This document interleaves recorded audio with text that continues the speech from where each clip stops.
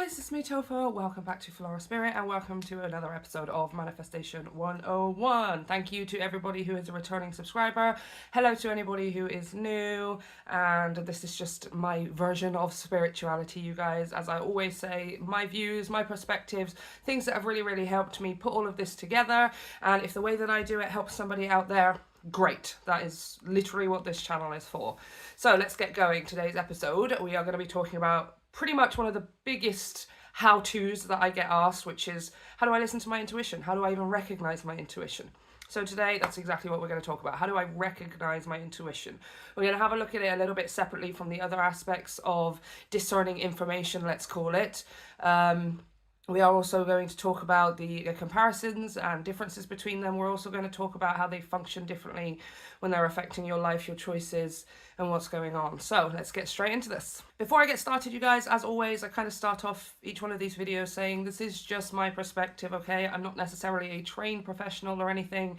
It's just that I am a self-taught kind of person, and my spiritual journey and my emotional and my inner child healing, all of that kind of came along with that. So I am just here to appeal to those people who are out there who function like I do, right? Who maybe are looking for a way to do it themselves. I just feel like if the more of us can speak about it in our own way, the more opportunity there is for somebody else to be able to understand. Let's start by breaking this all down. As far as I'm concerned, this is how I view my own brain. There are sort of three different ways of me being able to gather information or to comprehend or process certain information. One of these is instinct, then we have intellect, and then we have intuition. Curiously, they all start with I, which I find quite fascinating, right? It's like an I kind of thing. An instinct is a personal, an intuition is a personal, and an intellect is a personal. It all involves the I, and it doesn't really necessarily involve anyone else. We will get into how that other people can affect those things, of course, but it's still a personal experience, right? So let's start with instinct. Your instinct is what is essentially the monkey mind. Say hey to the cat. It's essentially the monkey mind. I believe it's Dr. Steve Peters who wrote the book The Chimp Paradox. He was the one that first introduced me to this concept, so I highly recommend you guys check him out. Dr. Steve Peters. Now, he calls it the chimp brain, or I call it the monkey mind. A lot of people call it the monkey mind. It's instinctual. It's this part of us that is still an animal. It's a part of us that is still just like this. Watch. See how she reacts? That's instinct. Obviously, she's safe and she's fine, but we still have that. And we might still have that when it comes to our survival in terms of needing to keep our bodies alive, right? That's where it first came from. Do you mind? It's an animal instinct that is trying to prolong our life or to reproduce and keep the species going in some way.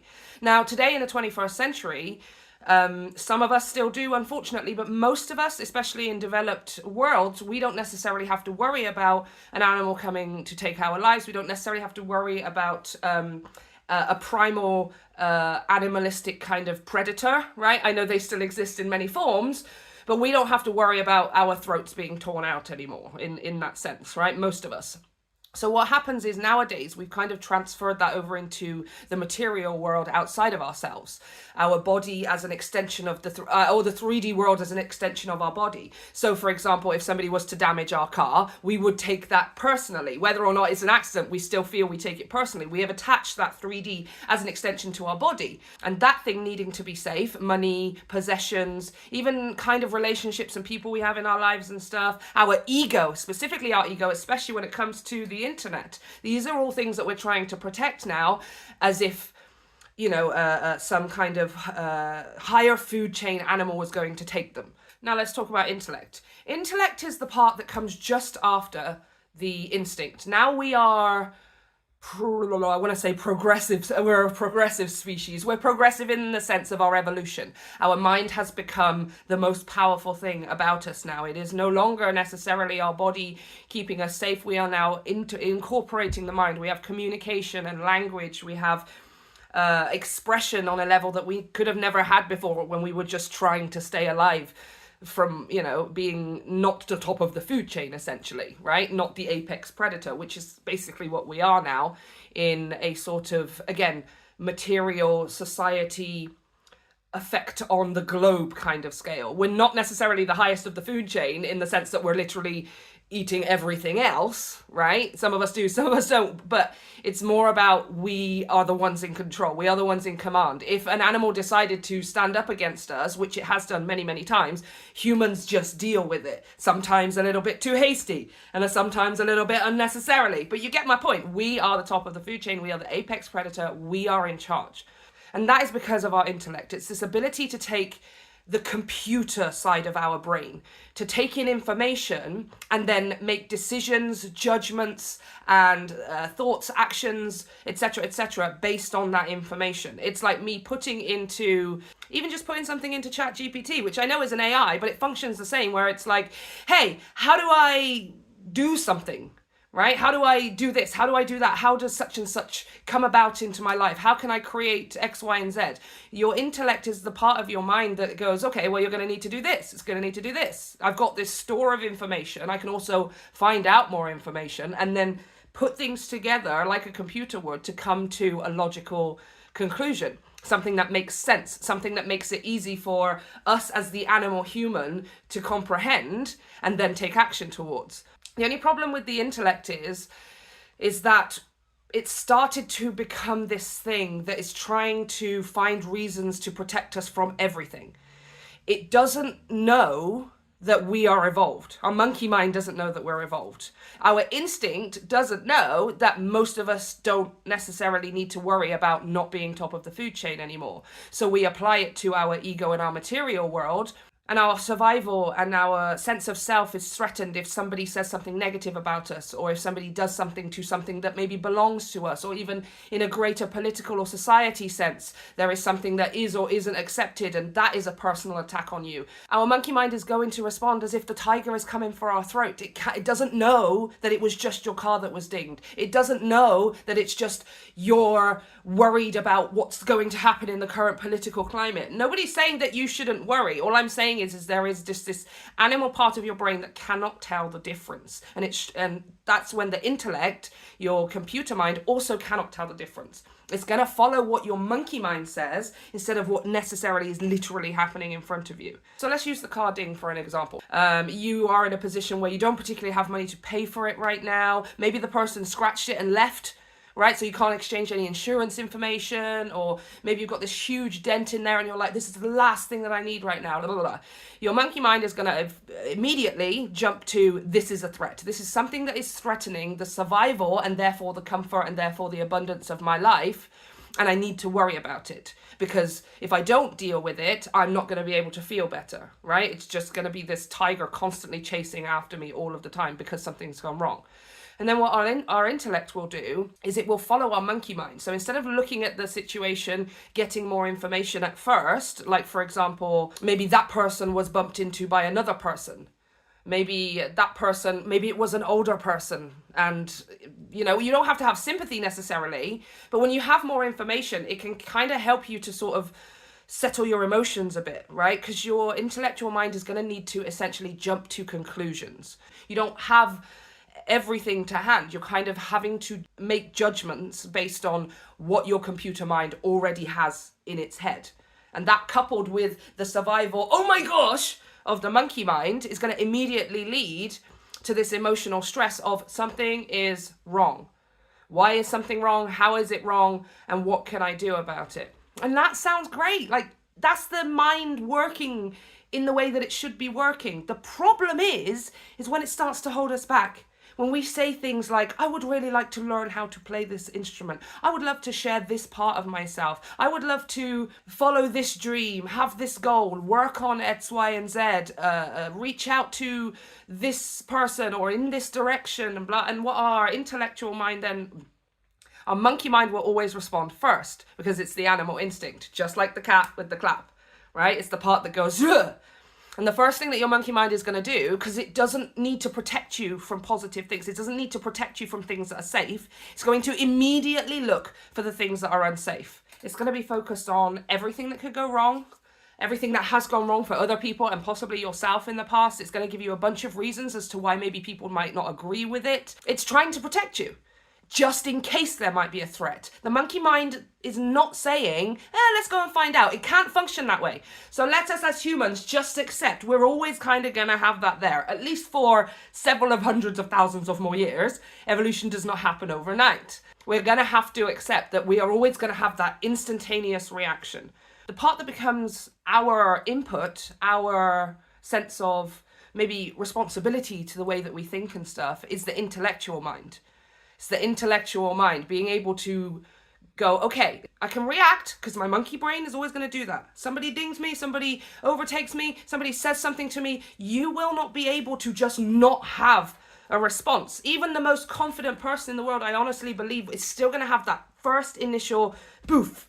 It's inescapable. We are still animals. But the intellectual mind then comes in and starts to find reasons as to why it's happened, how it's happened, and possibly even what has happened, and then what to do about it.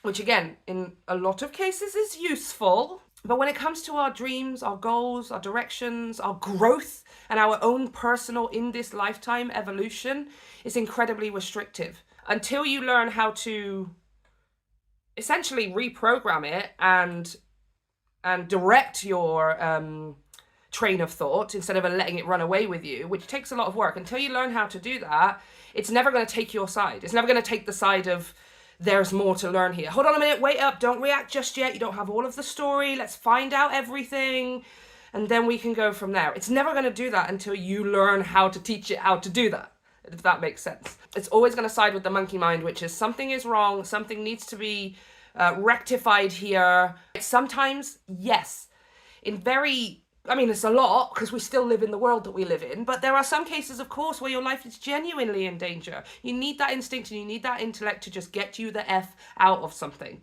or away from someone or letting go or whatever it is. But when it comes to our dreams, goals, growth, evolution, desires, manifestations, all of these kinds of things, when it comes from the things that we genuinely want as part of this life experience, it's incredibly restrictive. Your computer mind is going to side with everything being wrong because it needs to keep you safe. Okay, so thank you so much, brain. Love you so much. You're awesome. So let's talk about now intuition. The thing I love about intuition is that it's a little bit different. It's the same in the sense that you are getting information, but it's information that kind of doesn't seem to make sense. Your intuition, 90% of the time, is not going to be telling you about where you currently are. I'm in that situation alone on the street, day or night, that group of people are walking towards me or I'm walking towards them. My intuition is not saying anything. It doesn't need to say anything. It can let all my instinct and all my intellect do the work. Your intuition is going to be telling you about something, not necessarily ahead of time. It's like this kind of foresight a little bit, right? It's information ahead of time, and it usually doesn't make sense.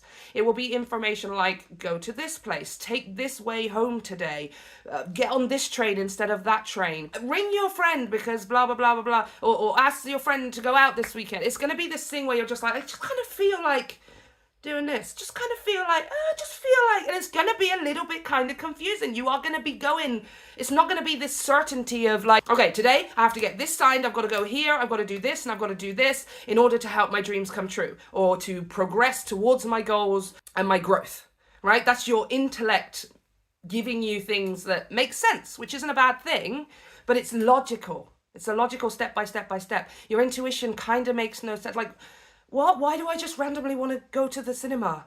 I never go to the cinema. I hate going to the cinema. Why am I just random? I really want to go watch this movie in the cinema then. Go! You don't know what's going to happen. Either something is in the movie, something is in the adverts before and after, you meet somebody there, or you just have a really, really good time putting yourself in a high vibrational state to attract more good times. Do you see what I mean? Like, your intuition is not always going to make sense. And one thing I do want to say is your intuition isn't always going to correlate or have any kind of comparison or anything to do with the things that you're working towards. And I can literally testify to this. Now, before I go any further, there is one huge disclaimer or note or whatever that I really want to explain here. And I need you guys to hear this. Your intuition is not always going to lead you towards something positive, a positive experience. Yeah. Now, neither is it always going to lead you towards a negative experience. There is no percent. It's not like it's 50-50, or it's not about that. It's not your fault because you're manifesting the negative experience. Or it's not about that. Your intuition is only ever leading you towards things that you need. Things that you need in order to become the person that you want to be. Create the life that you want to create. And some of those experiences might be negative. They might be things like losing people that you love or having to let them go. They might be things like things breaking down around the home. They may be things like taking certain jobs or educational courses and kind of flopping out and it not really going anywhere. But you have to trust there is something there. Because the biggest mistake that we make is we'll follow our intuition like a compass, like Jack Sparrow's compass, right? Jack Sparrow's compass does not point north. It points to what he wants the most. And that is exactly what our intuition is. And look how many adventures that man has. Did he ever set out towards what he wanted and it was a straight line and nothing happened? No. So preaching aside, you guys, because I always get into a little bit of a preach, you know I do. I love you so much. I just love all the people so much. And I just implore you can be the best of yourselves. Let's get into the more practical side of this, because I want to be able to give you guys actual perspective on discerning. Sorry, my cat's jumping around all over the place. So how do I tell the difference between my intuition and my intellect instinct, right? Those two kind of come in together here. How can I tell that it's my intuition speaking? So let's start with intellect here, because your instinct is something that you can't control. You're never going to be able to control that. Your instinct is a fight, flight, flee. You hear a spooky noise, you duck away. Somebody makes you jump, you go, ugh, right? If a dog's chasing you, you run off down the road or whatever. Fight, flight, freeze. Those things we cannot control. We don't need to control them. Most of the time, it's just going to be what it is. Do you know what I mean? But the intellect that follows afterwards, which is what applies judgment, ego, and all of those things, that voice, when it comes to our dreams, our goals, our aspirations, our growth, our intellect is usually going to sound like an overbearing parent or a boss who kind of wants to keep us under the thumb. I don't think you should be doing that. People might not like it if you have you considered what everyone else will think if you do this? What if it goes wrong? What if you don't make it? What if you're not strong enough, smart enough, pretty enough, handsome enough, talented enough, all of those things, right? And again, I'm not saying inherently on its own it's a bad thing. It's good to have that kind of consideration of all of the possibilities. We don't want to live in a fantasy, we want to live in a reality. If all things are possible, then it's true that all of those negative outcomes can also be possible. That being said, because we're not actually having to keep ourselves alive necessarily, or we shouldn't have to keep ourselves alive through whether or not we want to work on our body, whether or not we want to study something in university, whether or not we want to take this path in career, whether or not we have this goal, this achievement, this desired future or outcome. Those things don't necessarily threaten our lives. Those are just ideas and wantings and desires. So when your intellect steps in, it's going to sound like a berating, I want to say a parent. The idea of, I'm trying to protect my child from making mistakes. That's what your intellect is trying to do. But most of us can recognize, you know, as adults now, it's probably not a good idea to necessarily hold your child back so much. Yes, hold them back from the flame. Yes, hold them back from that rusty nail over there and blah, blah, blah, blah, blah. But there reaches a certain point where you can't hold them back from making mistakes, their own personal life mistakes, from things going wrong in their life. You have to allow for that to happen. And your intellect is that parent that's inside of you trying to get you to not make those mistakes. It's looking down the line and saying, no, don't go and put yourself out there. Don't share your talent with the world. Don't follow that dream, because in case it goes wrong, I'm trying to protect you just in case something goes wrong. As opposed to your intuition. It's going to sound like an incredibly supportive best friend. That's probably the best way I can put it to you. A best friend who unconditionally accepts whatever is going on with you, whether you've decided to make a mistake, whether you've made a, not decided, but whether you've made a mistake, whether something's gone right or wrong for you, whether you've dropped out of college or not, whether you have got back with that person, whether you have, you know, your friend might smack you over the back of the head and say, what are you doing? But there's going to come with love. Right? Like, come on, you can do this. You're so much better than this. Reach for the stars, or at least take a step outside of your comfort zone. It's a voice that makes you feel, or a feeling that makes you feel like something could happen or anything is possible. Not a berating parent who tells you nothing is really possible and you've got to live in the logical world. Right? The logical world not being the same as the physical world. Your intuition is not really going to say no in that sense. You know, it's still going to love you and support you, even if you decide not to follow it or not to listen to it, but it's still going to constantly encourage you to do the thing, to go for something, right? It's not going to come from a place of fear. It's not going to come from a place of, oh, if I don't do it, somebody else is going to get it first. That's intellect. Your intuition is going to say, yeah, go for it. Don't worry about what everyone else is doing. This is about you wanting to do something, you desperately wanting to do it. So, yeah, it's an encouraging, supportive best friend who will love you unconditionally. And when you start to work with your intuition, what you will realize is, oh my gosh, that's my voice. I'm talking to myself. It's not something separate from me. Friend, I am my own supportive best friend. I am literally telling myself these things. And that's an incredibly empowering feeling, you guys, okay? That'll come a bit further down the line. But yeah. So how can you tell the difference? This is the best way I can describe it to you. Your intellect, as useful as it is, and as much as it's trying to protect you, and in some cases, it genuinely is, when it comes to your goals, dreams, aspirations, desires, the life you want to have and the person that you want to be, is incredibly restrictive. You can see that intellect as a berating parent, a voice or a feeling, a thought that is going to make you feel bad for something that could happen, or for the fact that you even want to do it in the first place. It's going to make you feel bad. It's going to try and guilt trip you or logic you into doing something a certain way or to not doing something at all. It's restrictive. It holds you back. As opposed to your intuition, which is like a supportive best friend, whatever you decide is absolutely fine with me. Just know I am only ever going to encourage you to be your best, to shoot for your best, to work for your best, to relax for your best, a whole bunch of it, right? Because it's you. It knows the ultimate form, the ultimate version of you, right? And it's just constantly going to try and get you to go in that direction, whatever that means. Positive or negative experience, something you learn, something you take, something that grows you, something that expands you, something that enlightens you, wakes you up, something that breaks your heart and helps you realize that you even had an issue with certain things in the first place. That's what it's all about. So one thing I did want to talk about as well, a little bit more on the practical side, is, okay, so how can I turn up the volume of my intuition? This is something that I was wondering at first. Okay, if I can understand what intuition is, I can kind of get into that space of like, oh, it's when I'm feeling, oh, I randomly want to do this weekend for no reason. Or at the moment I've got it with randomly making my cats a adventure thingy out of some cardboard boxes. No idea why, no idea where it's coming from. Just feel like doing it. So I'm like, okay, I can grasp that concept, but how do I turn up the volume on my intuition? Because I have an overactive mind. I had an overactive mind. I'm kind of learning how to work with it now, guys. Changes the game, honestly. But my imagination would run away with me.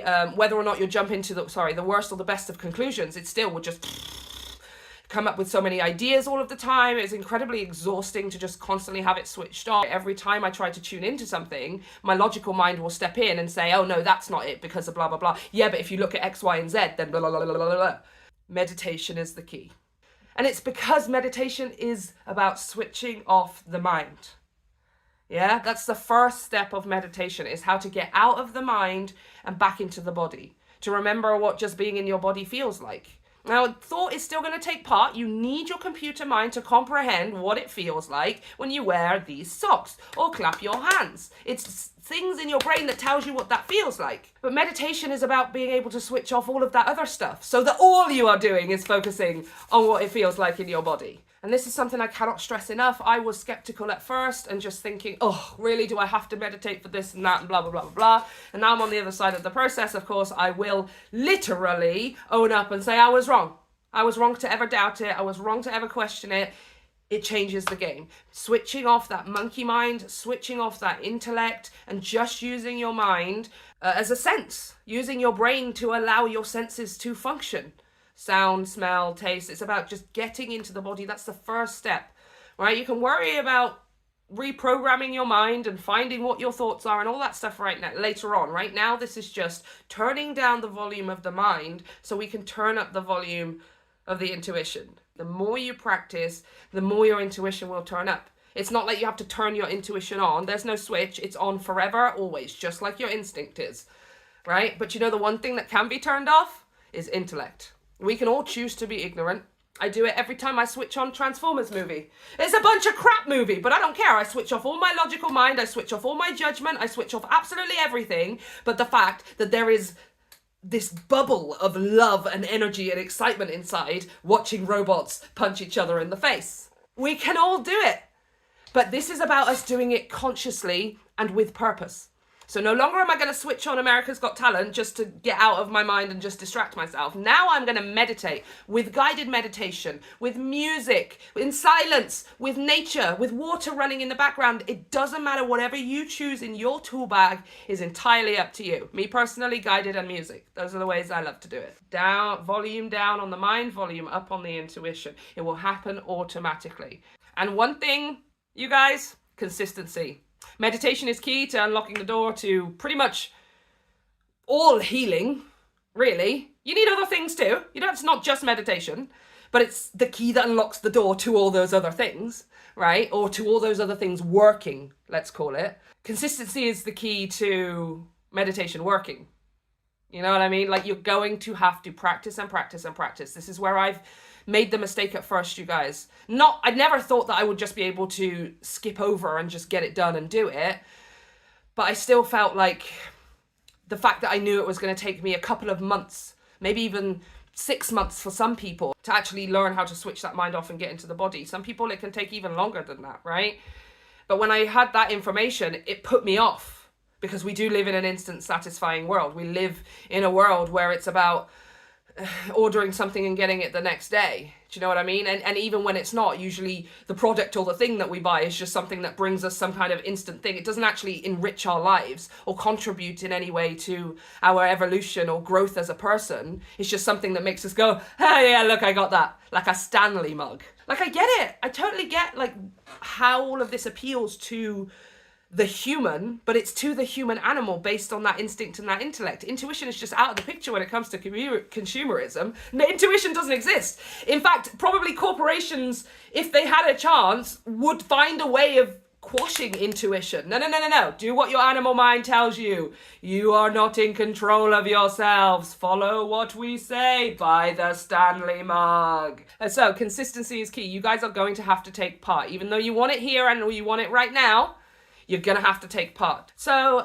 Mind Valley's, what's his name? Vishen Lakiani, I think his name is. I never actually done a Mind Valley course like properly myself. I've taken a look at them and stuff. If you guys are interested in self-help courses and all those things, again, it's not about something being all right or all wrong. Religion, science, music and artistry and creation, self-help courses, YouTube, the internet. Some things work for some and some things don't work for others, right? I hate that we live in a world where we try to make people feel bad because something works for them that doesn't work for us.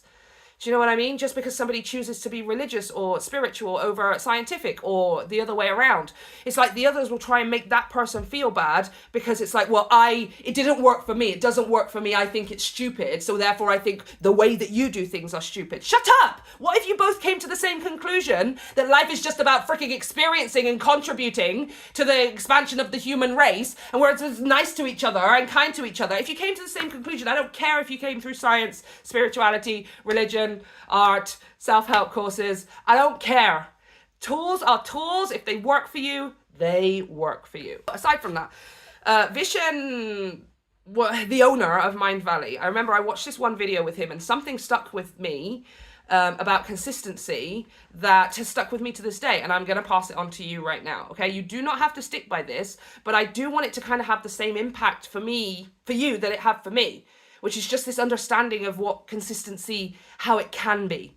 And also sort of reinforcing the idea of really the amount of effort you put into this is going to be directly correlated to A, how quickly you learn, and B, the kind of outcome that you get from it, right? So Vishen says, it's something along the lines of 5-10 minutes a day, once a day of meditation, that's good.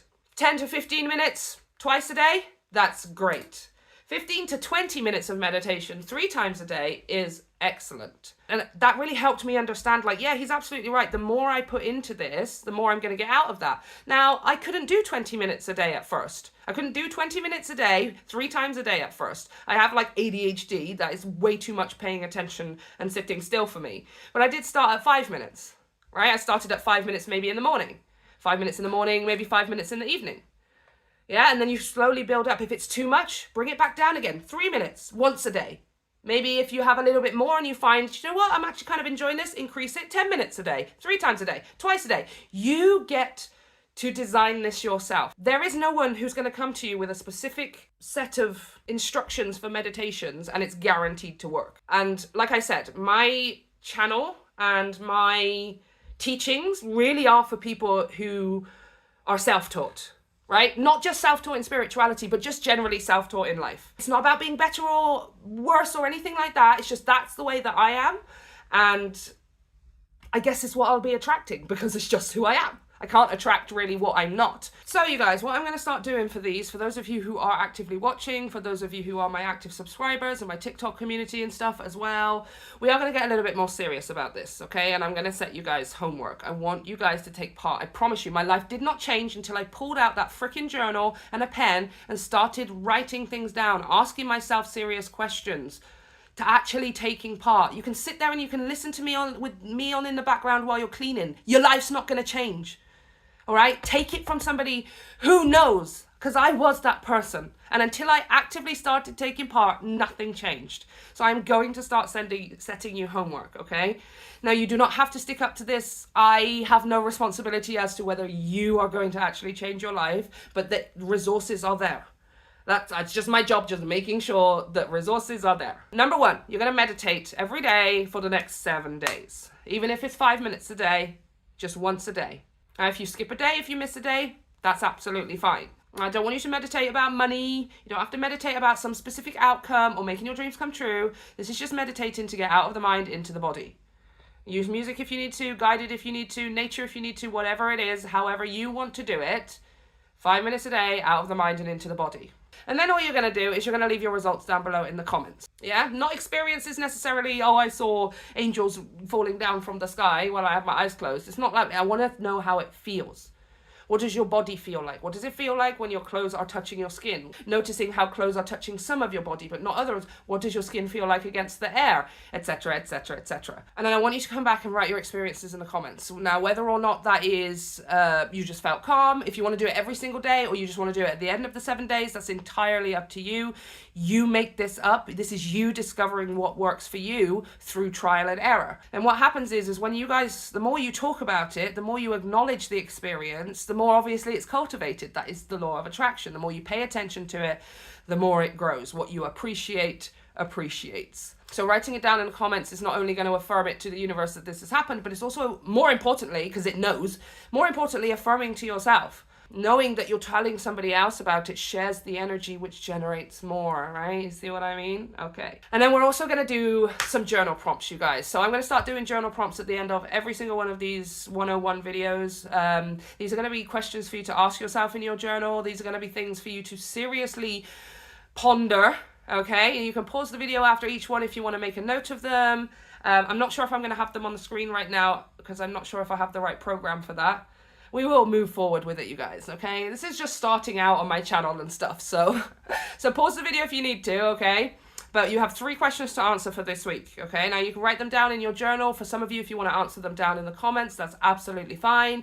It's up to you. You do not have to share. You can share if you want. Same goes with the meditation. You don't have to share. All I say is that if you decide to, it is reaffirming for yourself. Question number 1. When in the past have I used either my intellect or my instinct or both in order to avoid something or gain something in a situation? Remember, your instinct being your animalistic nature and your intellect being bringing information in to make a judgment. So where have you used your intellect and your instinct in the past to either avoid or gain something? And then what were some of those thoughts? What were some of those intellectual thoughts in your logical mind that popped up for you, bringing you to the conclusion that you could either avoid or gain something? Second question, where in my past have I heard my intuition and not followed it? And then more importantly, as a second part to the question, what was then the outcome? What was then the outcome of me not following my intuition? Did I miss out on something? Maybe nothing happened, to be honest. It's not about right or wrongs here. It's just about recognition, awareness. Maybe nothing happened, but maybe you missed out on an opportunity. Maybe you missed out on the chance to go somewhere, meet someone, or have some kind of experience, etc., etc. If that's the case, pop it down. And I want you to also talk about what it feels like. What did your intuition feel like as it was trying to tell you to go in that direction, or to jump for something, or to follow a dream or a desire? And then question number 3, which is essentially just the opposite. When in the past have I heard my intuition and I have followed it? And then same, what was the outcome? And what did my intuition feel like as it was telling me? What did I learn from that? What came of it? And what did it feel like? So hopefully you guys got something from this. I really, really implore you to start taking part. This is why I'm giving you guys homework, and I'm going to be doing that for pretty much all of these videos now and stuff. I want you to start actively taking part, because otherwise nothing's going to happen, you guys, okay? Now remember, you can always obviously seek out professional help with things like therapists and professionals when it comes to things like inner child and relationships and trauma and all of this kind of stuff, you guys, okay? This is not the only voice here that is trying to give you information. I do not do toxic positivity here, okay? We are going to live in the real world. But living in the real world means we are going to have to accept that sometimes things are not going to be that great and things are not going to be that easy to attain. We're going to have to work for it. Sometimes we do, sometimes we don't. Pros, cons, black, white, everything's grey area. Well, most things are grey area. But it also means that by accepting there is both sides here, that not everything is going to be bad.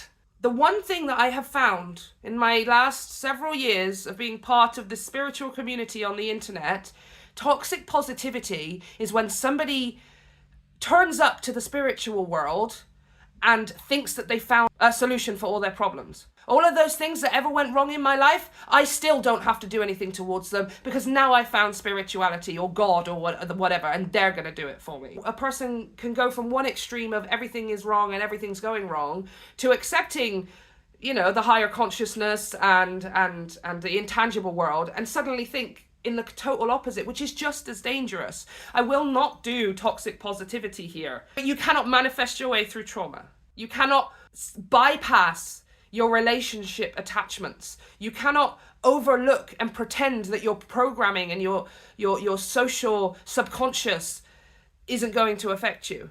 No amount of money, no amount of manifesting your specific person, no amount of getting all of the success in the career because you lit that candle and read that ritual is going to take those things away. And I feel like if we are going to teach and preach in the spiritual community, it's our responsibility to do it properly. No, you cannot just turn up to manifestation and all of a sudden get everything you want and your life be better. You are going to have to work for it. And that's what this series is all about. It's about you doing the work. So answer the questions, get on with the meditation, start actively taking part in your growth, your expansion, and your evolution, and watch how quickly things start changing for you. And I promise you, inevitably what will happen as the change ensues, as the change continues and furthers, you will eventually not want the things that you thought that you wanted.